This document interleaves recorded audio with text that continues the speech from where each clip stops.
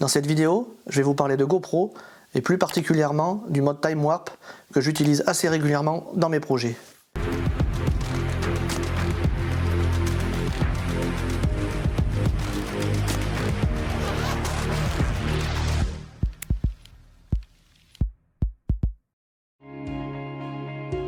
C'est en fait un timelapse en mouvement qu'on peut également appeler hyperlapse. Si vous avez une GoPro 7, 8, 9 et 10, il y a une stabilisation électronique et le mode Time Warp utilise cette stabilisation. Je vais commencer par vous montrer les principaux réglages que j'utilise pour avoir le meilleur rendu possible en utilisant cette option. Donc on commence par démarrer sa GoPro sur le côté. Ensuite on va sur l'onglet accélérer. Donc on clique sur l'icône Time Warp. On va cliquer ici sur le côté. Donc moi j'utilise la résolution 4K pour avoir un meilleur rendu. L'objectif linéaire. Donc pour certains projets on peut se mettre en option large, mais moi je préfère utiliser l'option linéaire. C'est plus joli et plus simple au montage. La vitesse, donc plus la vitesse va être élevée, plus on aura une stabilisation. Donc moi j'utilise la vitesse x15. On peut aller à x30, mais il faut faire des projets beaucoup plus longs. Donc moi je reste sur x15. Donc ensuite je descends. Donc l'ISO je reste à minimum 100 et en maximum 800.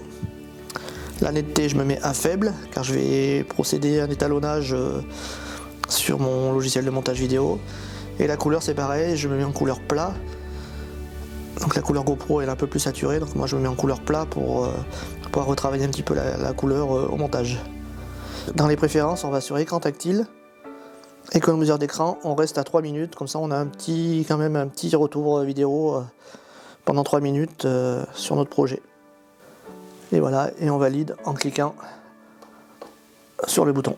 Pour faire son Time Warp, vous pouvez tenir votre GoPro à la main et suivre une route à rythme régulier.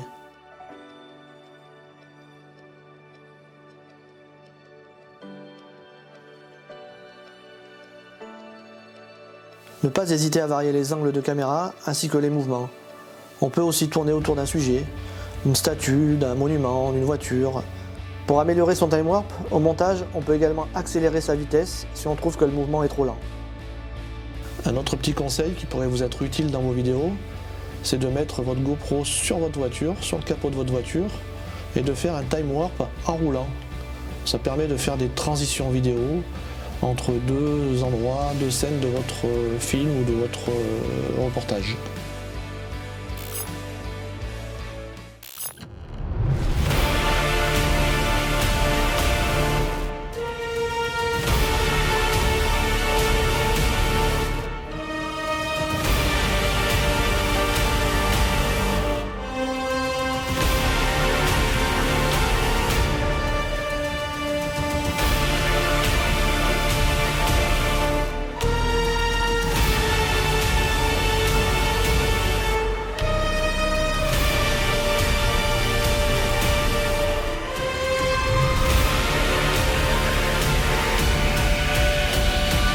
Voilà, cette vidéo est terminée. J'espère que ça vous a plu. En tous les cas, je vous ai montré la technique que j'utilisais pour réaliser des time warp. La prochaine vidéo, ça sera de la réalisation de timelapse avec ma GoPro 8. Je vous montrerai un petit peu les réglages que j'utilise. Je vous montrerai un petit peu le rendu de ce que ça peut faire avec la GoPro 8. Je vous dis à très bientôt dans une prochaine vidéo.